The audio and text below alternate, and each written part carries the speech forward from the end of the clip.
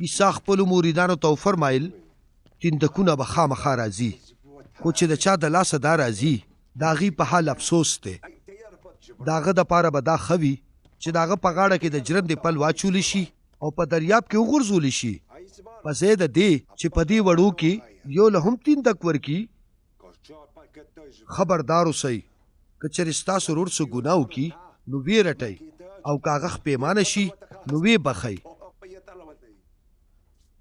او که چېرې هم هغه پر ورځ کې اووه ځله ستا خلاف ګناه وکړي او بیا اووه ځله درله راشي او داسې ووایي چې زه توبه کوم نو ته معاف کا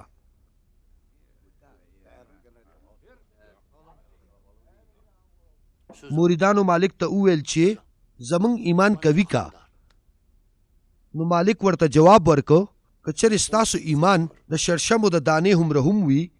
نو که تاسو د توت دیونې ته ووایئ چې د بیخه وځه او په سمندر کې لاوشه نو دا به ستاسو حکم ومني که چېرې د یو کس نوکر د یوې او ګډو سرولو نه راواپس شي نو ولې د هغه نیک په ورته دا وایي چې زر راشه او ما سره روټۍ ته کښېنه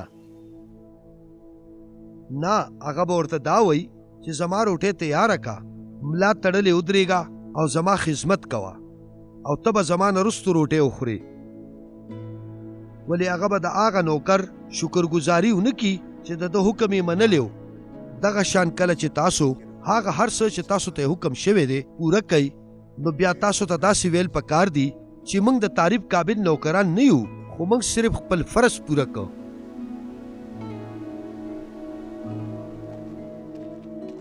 کله چې عیسی یروشلم ته روانو نو هغه د سامریا او د ګلیل ترمنځ تېرېدلو کله چې هغه یو کلي ته ورسېده نو لس جذامیانې هلته ولیدل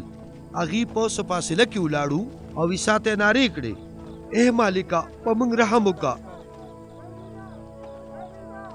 هر کله چې هغې ولیدل نو ورته یې وفرمایل لاړ شئ او خپل ځانونه امامانو ته وښیئ او کله چې هغې لا په لاره روانو نو هغې پاک کړی شول نو په هغې کې چې یو تن خپل ځان روغ ولیدلو نو واپس شو او په چغو چغو یې د خدای پاک ثنا وویله